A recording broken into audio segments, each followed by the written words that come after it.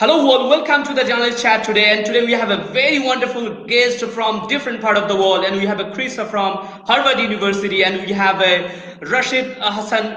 We have a Romi Hubai, and from Dhaka, Bangladesh. So both of the people, they are really amazing and important because they have an amazing and wonderful contributions in their own platform. So please welcome our guest tonight.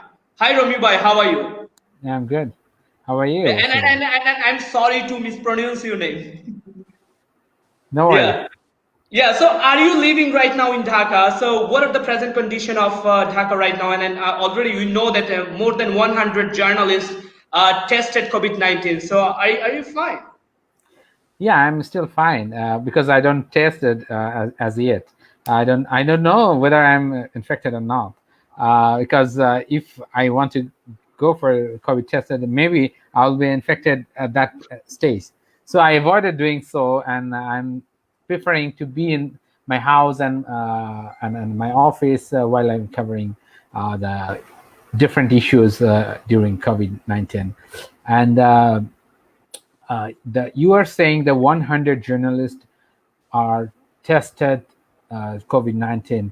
You are telling the fact which are identified or who are feeling uncomfortable. Those are identified, but we don't know what the exact number of COVID-19 across the Yes. country, because many people are not sure what's going on, and there's no symptom among many of the colleagues with Yeah. us.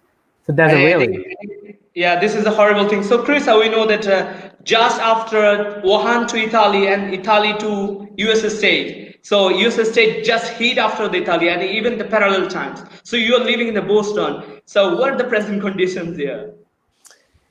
Um, yeah, it's so Boston. I mean, Massachusetts, the state that I live in, is one of the. I think it's maybe the fourth at this moment, the fourth hardest hit state in the country. Um, it's been, yeah. I mean, we've been in lockdown basically since middle of March, so it's been over 2 months that we've been in quarantine, shelter in place, and it's a bit scary. I think in Boston specifically, we were. Um, there was a sense as of last week that conditions were getting better. But then just yesterday, we received reports that there were more cases, that were the cases were actually increasing as opposed to decreasing. So it's very scary. I think we're on track as a country to hit more than 100,000 cases, or sorry, 100,000 deaths by July. So it's a very kind of sobering and a very sad moment. Yeah, I think, yeah, this is I mean, everyone right now worried about the present conflict and present crisis. And that there's a lot of debate on that, that the people are talking about this is a kind of like biological war is going on. And there's Yeah. a lot of things. But if we back to the, during the time of British colonials, and if we back to the system, which still right now where it exists, and we have a lot of things to discuss. And if you talk about the conflict in between the group to group, nations to nations. So remember, I know you have been working since long with the refugee and minority crisis. So if I ask you, like, what do you think, and when you are describing about the Rohingya crisis is that one of the crises, and the reason behind is a religion, the reason behind is an Islamophobia. So in these circumstances, what about your perception? About what perception you're talking about? If you talk about the overall Rohingya situation, that's totally different than of the situation which Rohingya people in Bangladesh currently are facing right at the moment. If you talk about the people, the Rohingya people in Myanmar, the scenario is totally different than the people who are living in Bangladesh, and the people who are struggling along the border of in the middle of Bangladesh and India, Bangladesh and Myanmar border, they are totally different. So these three portion of Rohingya you have to talk about, and the third portion of Rohingya is the diaspora. And whenever we talk about Rohingya, we always missing this portion. These are the key element of Rohingya people. Rohingya decision are not being manufactured in their camps. It's always been in Saudi Arabia, Malaysia, Dubai. So you have to, whenever you have to think, you have to Yeah, I'm take just asking all about the. I'm trying to ask to understand about like because we know the conflict happened just 1982 after the Citizenship Act when they deny the Rohingya people are not the citizens of Myanmar. So when we are describing about the try to figure out the road, what's the problem? So most of the people are talking about this is a kind of religious conflict. So I'm trying to ask you, this is a religious conflict, or this is an ethnic conflict, or this is both of the together happen. That's the result. Rohingya people are the victim of, the Myanmar military. Of course, you are pointing out the very basic questions or basic issue. But if you go through this, it's absolutely nothing related to Islamophobia. It's not related to at all the political elements. It's all about the divide and rule policy, which the generals in Myanmar orchestrated. Last couple of decades, and they try to make the people in, if you look at the Yangon, the city of peace, you will find different color there. The city is you will find the you will find the temple, church, mosque together in the same compartment, in same place. The why it is happening, because they want to show the world that the we are people in Myanmar is like that, but their attitude is definitely different in a particular region. They are playing this kind of, of balls in Rakhine.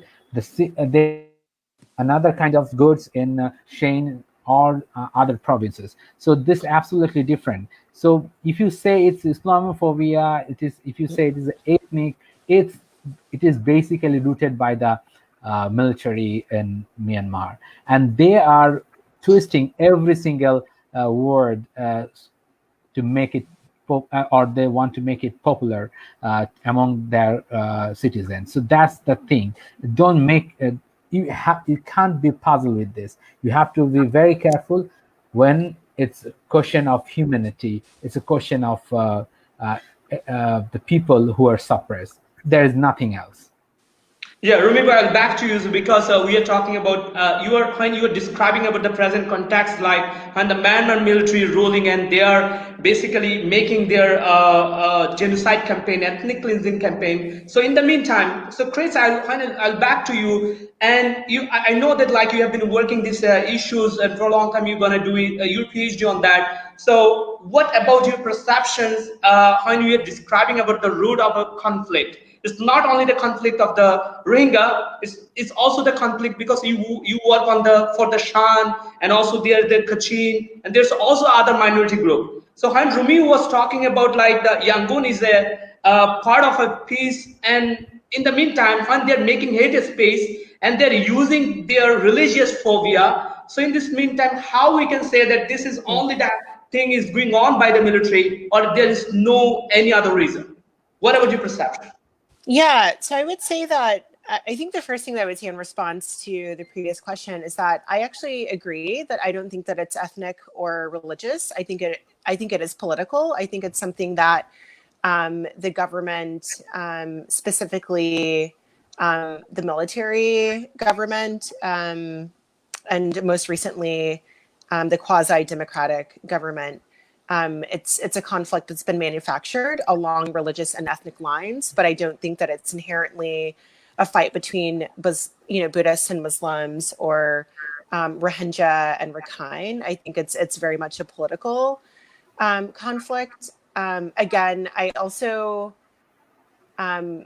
I don't think that it's a contemporary conflict. I think it's something that actually predates 1982. So the research that I do actually situates the conflict back to the colonial period. So starting in about 18, and I'd say the roughly like 1880s, when the British first started to actually kind of like demarcate like social and kind of economic categories along racial and ethnic lines. I think that's when the conflict really started. And then you saw an escalation of conflict just after the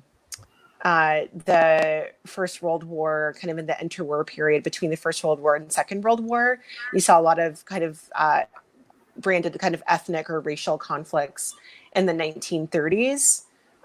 So I would say that the conflict absolutely predates this notion of, you know, it just starting in 1982 with the Citizenship Act that was passed. But I think to your question that you just posed, I absolutely agree that it's bigger than just a Rohingya conflict, right?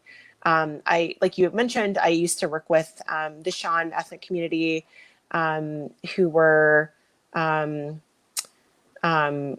know, political exilees in Thailand. So when I lived in Chiang Mai in 2008 to 2010, I was working with the Shan community there, and they were fleeing from the same regime that are now persecuting the Rohingya. So it's something that's significantly much more encompassing of the country than just the situation that's happening in Rakhine and the Rohingya. It's many ethnic groups. It's the Shan, it's the Karen, it's the Mun.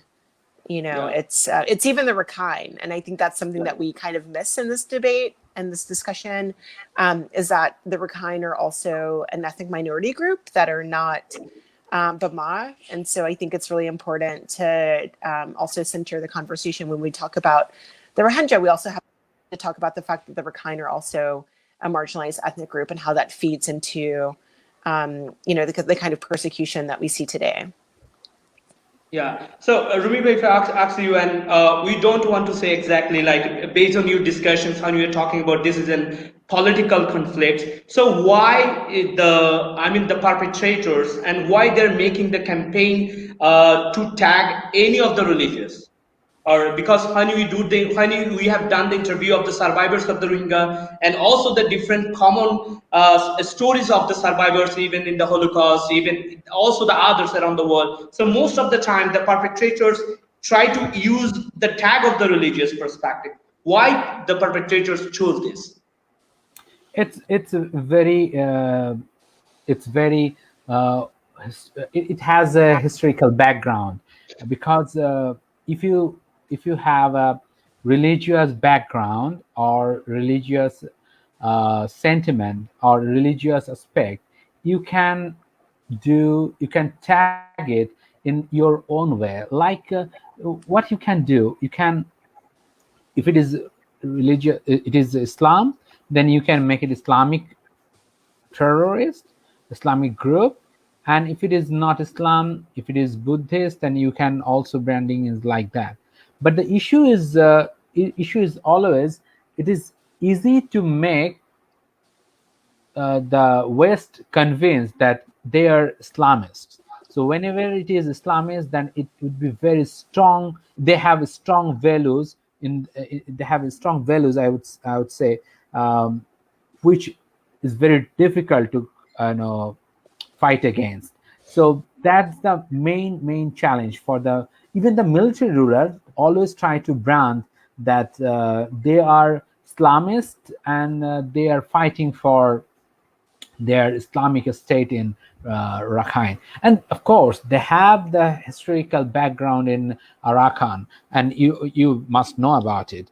But the Arakan is not it was not liberated by the jihadist group.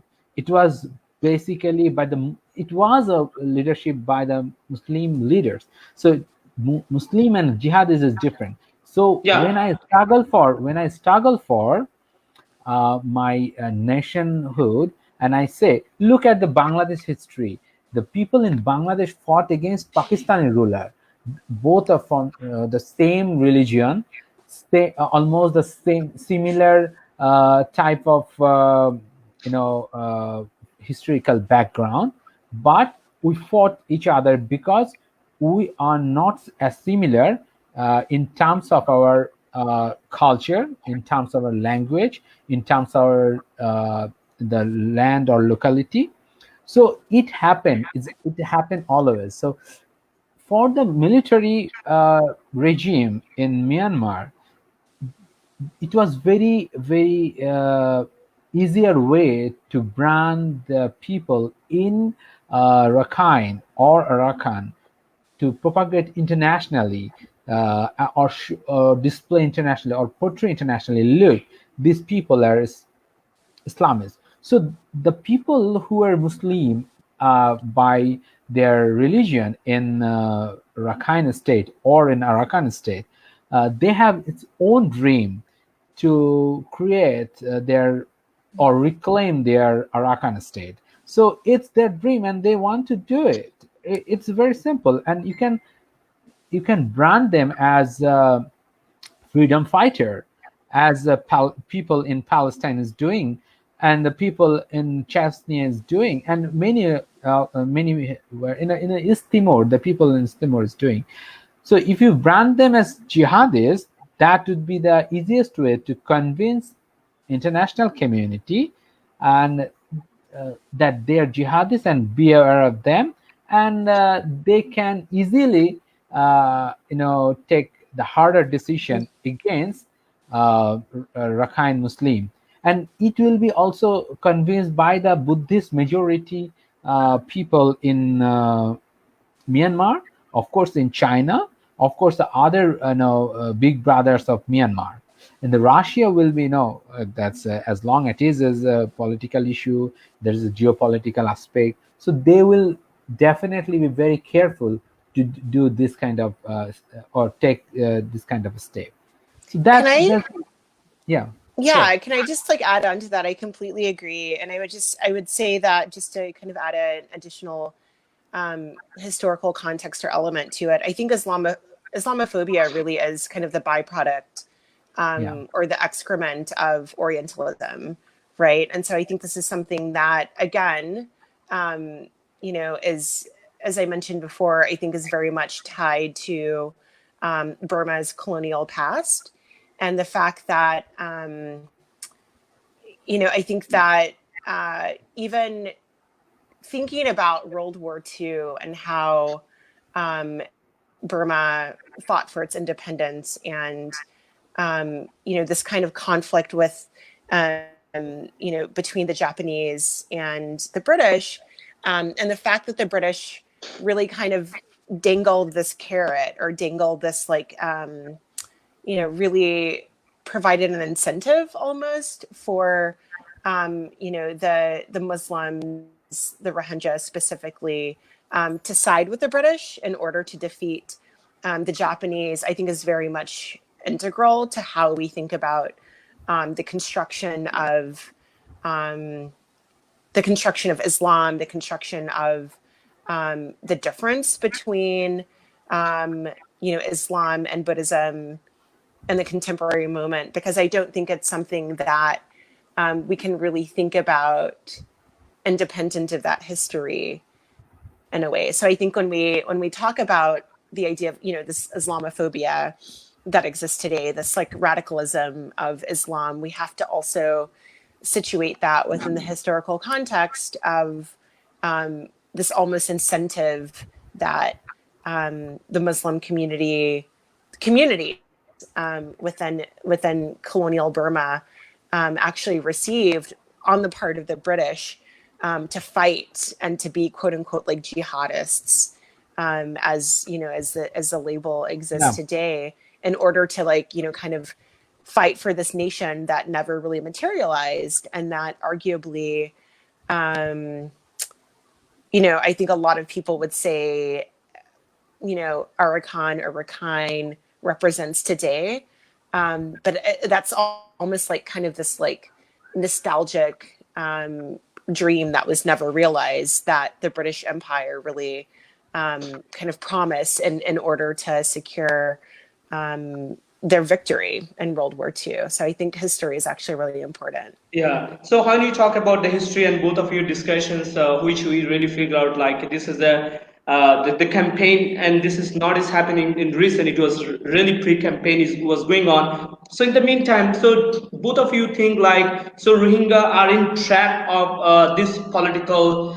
law. I mean, because the Myanmar military tried to do this campaign not like 2017. It has been going on like for a long time. When the first has been done, and then there is a second influx, and then 2017 when they just last have been done with the when they're making the hate speech with the peoples, and they're using that tag. So do you think like when in the meantime we are describing about few of the insurgency group, when people are tagging, even the military are talking about the insurgency group. So do you think the Rohingya leader and Rohingya people are in trap of in that political law?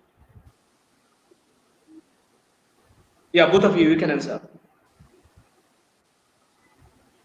Sorry, I couldn't hear you. Yeah, so I'm talking about like when we are talking, this is a conflict is not in the present, is in political conflict is between for a long time. So when because the Myanmar, the military, the present military, they are able to do this campaign and they are able to displace. And 2017 because they are able to tag the Rohingya people. I mean, quote unquote, from different insurgency group. So do you think Rohingya people they are on trap on they're fallen trap on this political conflict? May I? Yes, Cresa, you can. Is the question is are they considered? Do you think that they're pawns in this conflict? I mean, I like, of course. I mean, they've been pawns since the 1970s, right? Like that's how long this kind of exodus and return and repatriation in many waves has existed. Absolutely, but like we talked about a little bit earlier, I think that it's a larger game than just what's happening in Rakhine right now. It's like in the same way that the Rohingya are pawns in this conflict to kind of reestablish military rule in Myanmar. I think also the Karen have been used as pawns to kind of in some way validate or justify military rule in Myanmar in the same way that the Shan have been used as pawns. So absolutely, I think that the Rohingya, unfortunately, have been, I think, the most egregious examples of this political game. But absolutely, like it's strategic because I think they're so easily exploitable because of their racial and ethnic and religious background.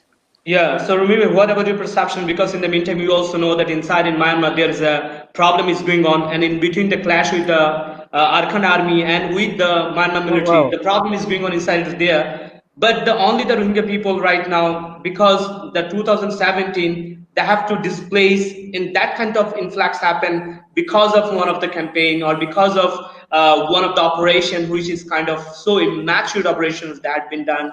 So what about your perceptions on that? Like which operation? Which operation you are talking about? I'm talking about in 2017 when the Myanmar military tagged one of the operations, and because they try to do the propaganda. So because of your previous conversations, we are trying to say like, okay, they are in political trap, and why? Because they don't have political strong background, or they're not able to make their leadership. Why it's happened to them? Okay. Before I going to your question, I will start with a little bit background of Myanmar. If you ever visit the Myanmar Gem Museum, which is located in Yangon, you will feel why it's happening. You have to go through the Gem Museum, and you have to click each of the state, and you have to see where is the resource, the mineral resources are.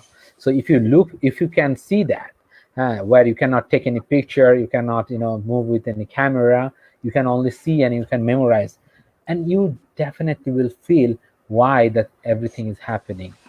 The brutality which military is orchestrating or perpetrator are doing, it's a little it's a very, very limited level they're successful in this portion, but they are not successful in other states because those area is highly resourceful and the world power is backing them. And it's absolutely open secret. And my friend Patrick Wynn wrote a book how the CIA used to provide shelter, the shelter. Even Ruby, if I added something like there's a 31 business organization who is still doing the Yeah, business yeah, with the Myanmar military, yes, and yes, six absolutely. organizations there Yes, from yes. the China, who is called the blacklist. Yeah. Exactly. And I'm talking about the Myanmar. In Myanmar, basically, Rakhine was a simple target,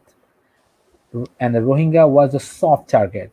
With that, they can legalize everything. They can legalize the whole of their misdeed, and they can portray that we are doing it because of territorial integrity. We want to make it, a safer zone for us, and if we can make it safer, I will provide you this port to Russia, this port to China, this port to America. So they are, making this thing. And if you look at the uh, donations or the aid, foreign aid from USA or other states, you will simply thunder with that. That the story is not lies with that. We are just looking at this kind of discussion, making the Rohingya issue focus on that because they are putting this issue so that we can have this discussion on, and they can do their own, they can serve their own purpose always. And have we ever challenged their military regime? They were putting this kind of the uh, kind of puppet show. They are playing the Rohingya issues here, and they are controlling over other parts of the Myanmar. At the same time, they are putting this all together. They're shifting all their focus to the Rakhine State, so that people cannot be distracted from here. And this is the main place. You can say the proxy war or proxy land for Myanmar military, where they can show their muscle, they flex their muscle, and pretend that yeah, it's all about this. But it's not all about this. It's all about they want to manipulate the system, and they're doing that successfully. And they are making, of course, I'm of course agree with Cresa, and she's absolutely right. The Rohingya people are being used as pawn. And I don't know, I still, I don't believe about them. I don't trust the motive of ARSA. I don't know who, for whom they are working, because ARSA don't trust me as well. They don't they sometimes treated me as their enemy. But the reality is, I really want to see their motive. They are inviting youth in Bangladeshi camp. And why they are inviting? They are saying, please come and join. We are working for you. But hardly people are joining them. Why?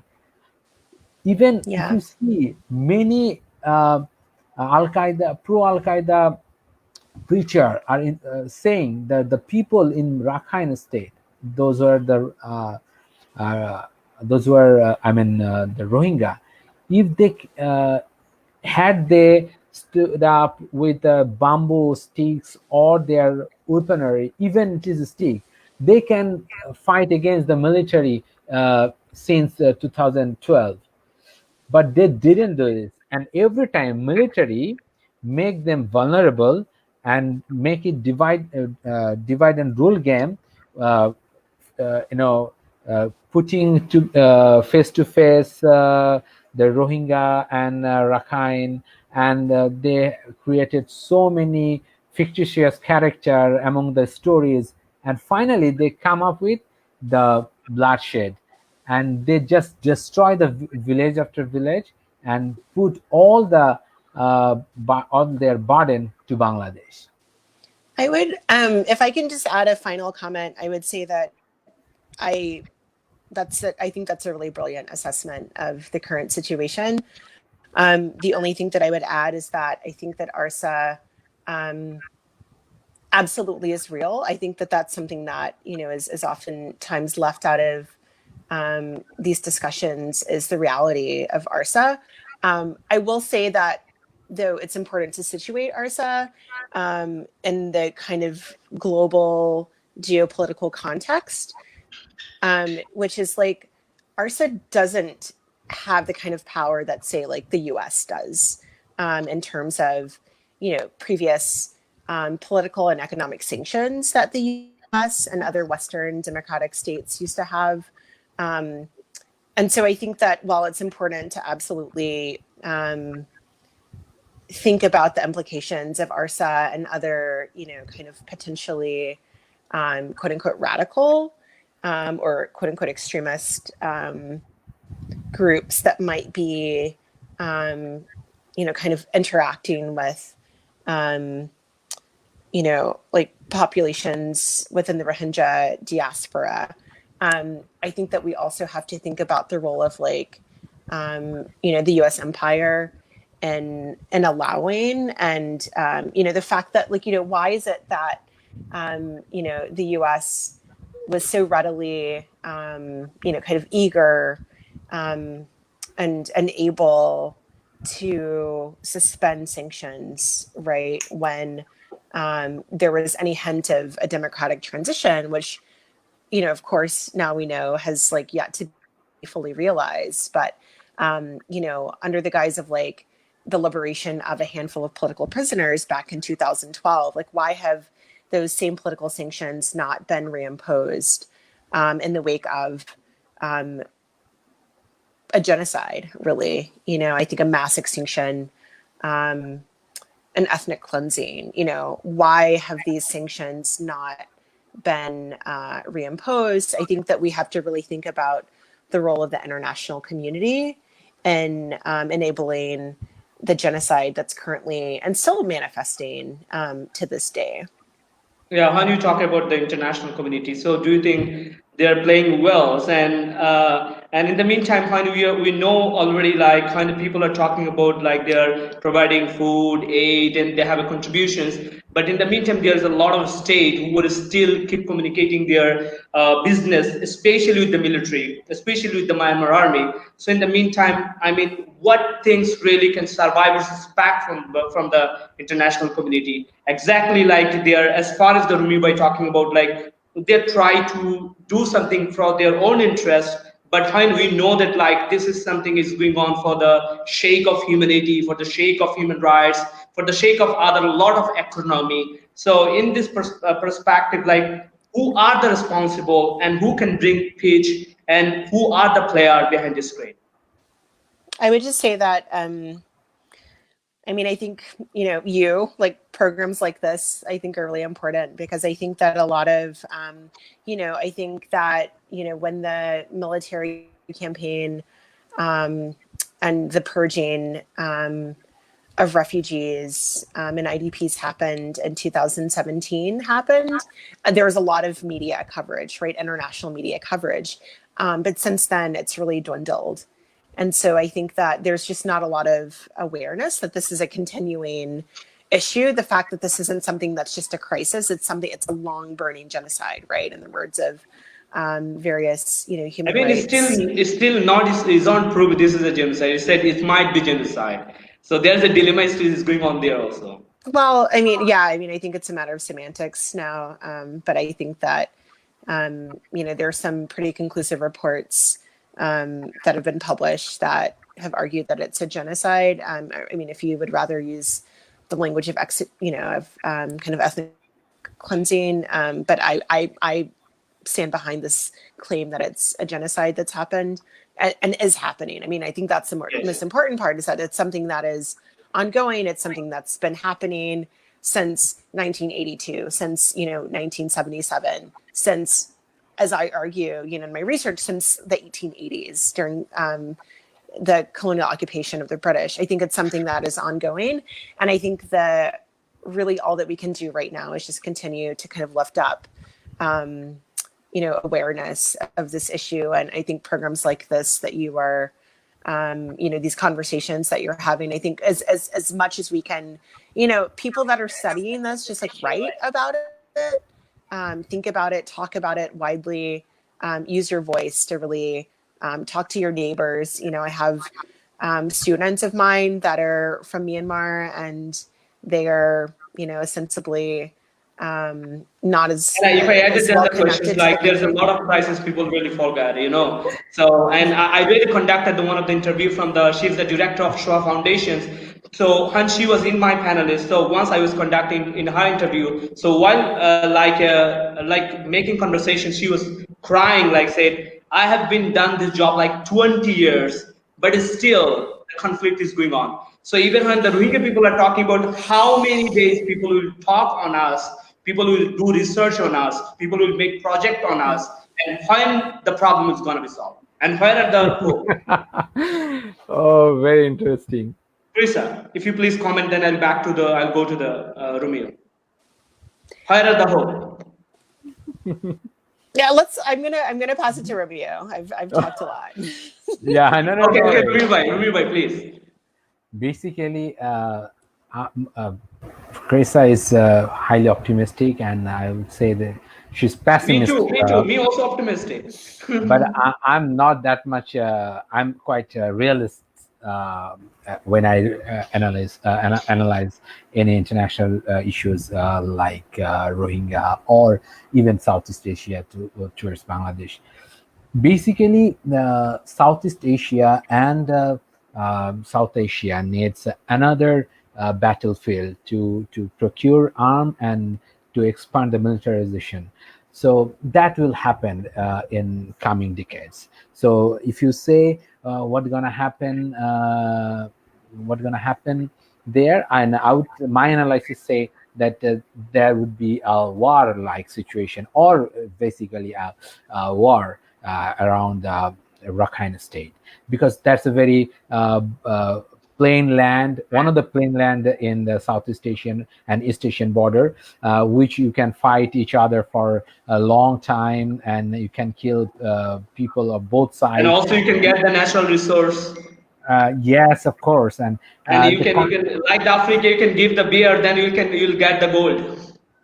A kind of this, and in fact, if you hope for this, and the preparation of both sides is about this, and China can play a different role here, and there will be a big brother role. They will play the big brother role at the same time in the context of 10 million people, which would be a buffer zone for the fighting forces of both the countries, or that could be a multilateral forces from this area, and that would be one of the key point, or that would be the accessible point from the side of Rakhine State.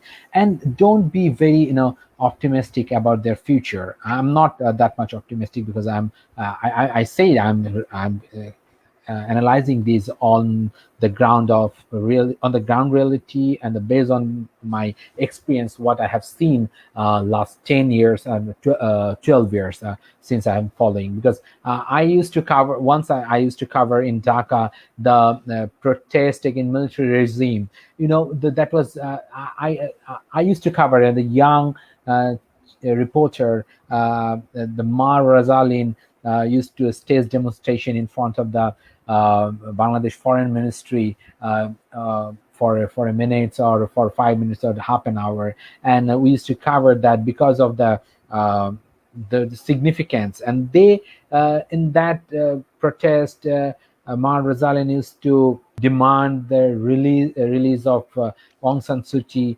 And what happened? Aung San Suu Kyi now freed. She's freed, and what she did, she is definitely I would say she's definitely the extension of military. Yeah, remember, So if I just added to one of the questions, we know that 2017 in January, so there was a like it's kind of a murder, and one of the person, his name is Cooney, Dr. Cooney, and the lawyer who basically created these positions of a state councilor, like, and he's the one of the consultants. So people thought about like if he's alive, it might be these issues. There will be the issue to, I mean, people will at least get the hope. But in the meantime, and what he was happened? that kind of He was doctor, Truchi, but he was murdered. But I okay. think that's like Let me exactly the issue, right? Is let me that let he's me not let, yeah. let me explain where he was shot at. The most secure place in the city, that is the airport. The airport, He was yeah. killed there, and you know the airport place. I visited there, and that place it's heavily guarded by the security forces, and they were killed. He was killed, and everybody, oh my God! It was simple assassination, and it was high level assassination, which is not possible without the sponsorship of the military regime. It's absolutely impossible. Yes, he was the key person who can bring the bridge the gap between the Rakhine and the Rohingya, and of course NLD. But that doesn't make any sense, because the wish is main, and whether Suki has alternative, either way, the military wants Suki to do this. No, the issue is they need an international players need to sell their arm. They want to sell their the aircraft, military weapon, and that's the best place they can sell in for future. And you know that war would be only drama like or video games like war in a decade, because they will not bomb at Rohingya people, as a 10 million Rohingya people will be there, and they will not definitely they will not bomb on the Rohingya camps. They will bomb on the Rakhine State or the Naf River. Imagine that would happen, and they will It's fire terrible. from. It's terrible. Remember, Yeah, I they don't will, want to imagine it. It's really horrible. yeah. You can just But that will like happen. That will happen. If you imagine, that will happen one day, because there is no solution. There is no practical solution of Rohingya repatriation. There is no solution of third country settlement. You know, the government has only option here. They want to bring all the 1.25 lakh Rohingya to the Bhashan Chor, and they will definitely will take some 25,000 Rohingya people to Bhashan Chor to put pressure international community, and that is basically kind of charity campaign will be there, because if you don't give me much fund to the Rohingya response fund, then we'll take them to this place. And that's a kind of long-term long-term business entrepreneurs of UN, of different government agencies, for Turkey, for Bangladesh, for many emerging superpower, and even for India and China. They will discuss a lot of things other than the solution. Have you ever seen any solution? Have you ever seen any solution? That's a very simple solution. Make their place, because the brutality, what happened, they want to forget it. Because if you kill my brother and say, okay, I'll kill your brother, but when you stay in your house, so I try to recall my brother, but I'll try to forget it as well. So there is no solution, and the simple solution the international community can do, but the international community are making their tourism trip to no, international community. I would, They have been done a lot of for works because they are providing they in do. the No, emergencies bro. response.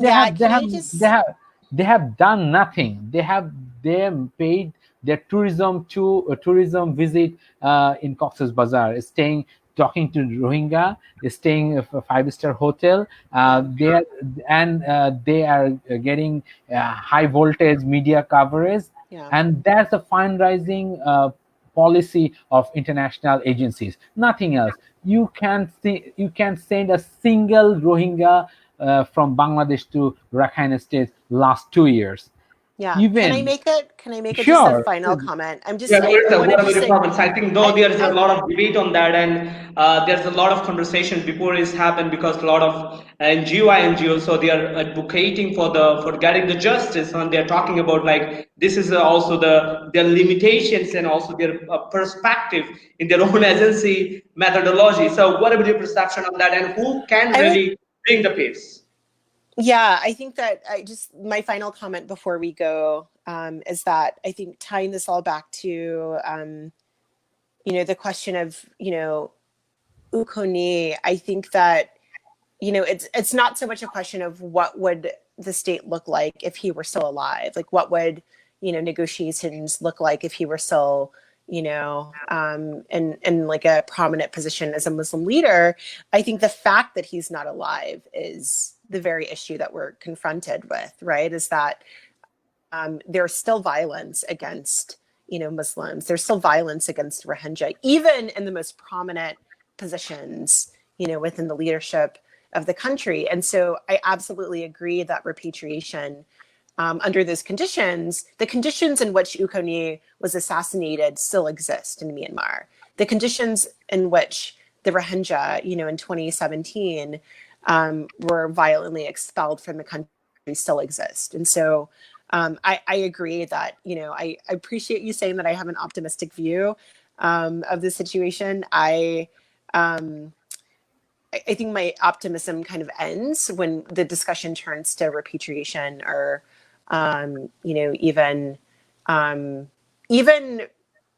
integration. I think in Bangladesh is, it doesn't give me a lot of optimism. I think that there is an urgency I think that Bangladesh has done, a lot of work to incorporate and to integrate, the Rohingya of many generations, right? But I think that the onus really is on the international community beyond Bangladesh right now, especially as we haven't even touched on climate change, right? I think that's an issue that's going to really start to threaten the very fabric upon which the refugee landscape is built on. And so I think that the international community beyond Bangladesh, even beyond Southeast Asia, beyond South Asia, Western states that claim to be liberal, that claim to be democratic, that claim to care about and respect the rights of refugees, I think is really going to it's going to become a sense of there's going to be a sense of urgency and the responsibility of these states to actually to make some very serious kind of rights allowances for the Rohingya going forward. Yeah, so we are already end of the show. So I think that there will be, there will be much more Institute can do for that. And I think I'll bring both of you if you have a time, and Rumi Bhai also. So Rumi Bhai, what might can do, even what is still really, there's the opportunity, the actors, different actors from the different country that can do still yet. I mean, I know you are not optimistic, but still there is there's a hope when people are talking about there's a hope. And what might can do, and what neighboring country, because when people are talking about Bangladesh is an innocent victim of this crisis. So in these circumstances, what might can international community can do regarding to repatriate, regarding to get justice? And we already know that in Gambia court there is simple process has been started, so, and though people think this is a hope, and there's a lot of definitions or a lot of people define in different way. So what will be your last comment, or what might the international community can do regarding to secure and protect the vulnerable people of Southeast Asia. And one of the things also, the people are talking about the Southeast Asia is going to be another consumer market for the world economic hitman and world conglomerate. So if you also please say that, and it will be last comment for me. Yeah. Okay, thank you. Shuja, I have been saying this for a long time. Very simple math. So please allow Rohingya to go wherever they want to go and make sure they're safe travel. Look like if they have opportunity to go USA, allow them to go there. UK, allow them. If they want Bangladeshi passport, allow them. They will go there and they will stage demonstration there. They will find their justice. They will fund their community in Bangladesh. They will get their own leadership. They will get their own future. They don't have their own leadership. The leadership is highly divided. The leadership was not even built from the community, and maybe it is state sponsored, but allow them to live their own way. That's simple. They don't put them on trawler and just make them and just leave them. Okay, go ahead. Don't do this. Yeah. I agree. I agree. I would just add to that very quickly. I would say that, I think don't rely on the government too much. It's important to lobby, your governments. It's important to write letters, if you're in the US to, senators and congressmen, whatever, like that's fine. I think it's a very symbolic act, but I don't think it has a lot of material consequences. I think that organizing within your own communities, raising money to send directly into the camps to liberate people, to get them food, to allow them to buy passports, like Romeo was just saying, allowing people to travel freely, open borders, allowing people literally to buy passports in order to transgress these borders that exist. Just don't rely on the state for the answers, because as we've seen, the state has a very limited set of responses, and is very inflexible in terms of what we need. I think what we need right now is, like Romeo was saying, a revolution, and I think that can start with a very simple Kickstarter campaign, to really think about innovative ways to bring money into these communities so that they can, in a sense, in a very kind of problematic capitalist way, buy their way out of this until there is a real state-centered solution. So thank you so much for having me on the show. I really appreciate this conversation. Just last comment, Chris. I'm sorry. I know you have a hurry. Just last comment. Rumiba want to say something. Yeah. Just introduce. I will urge international community, the bigger superpowers, and of course the big powers, to introduce Rohingya passport. The Rohingya passport, the nation, whoever it is, they can go with the Rohingya passport. If Rohingya has the passport, they can travel anywhere in the world. Make sure of it. If you really, really want their justice, if you really, really want their, I know so many Rohingya who are, persecuted in Myanmar. They don't want justice. They want to stay anywhere in the world. They want to go USA. They want to go Australia. They want to enjoy their life because they want to see their home. And this is the thing they witness that's horrible. So give their Rohingya passport, just this. That would be the I think those who are the policymaker and the international actors, they will think about it. And though there's a lot of discussions and a lot of diplomatic terminology based on opening the borders and giving the passport, and there's a matter of security and a lot of things, I think the government people and also the other international community, they will answer it. And it's really nice having all of both of you, and thank you for your wonderful times. And I think that we'll bring that other guest. So please, bye-bye for tonight. And thank you, Rumi. Bye. And thank you, Cresa, for your wonderful time. We believe that during the time of lockdown, recreation, entertainment is not lockdown. Even conversation is not lockdown. Bye-bye for tonight. Great. Thank you very much.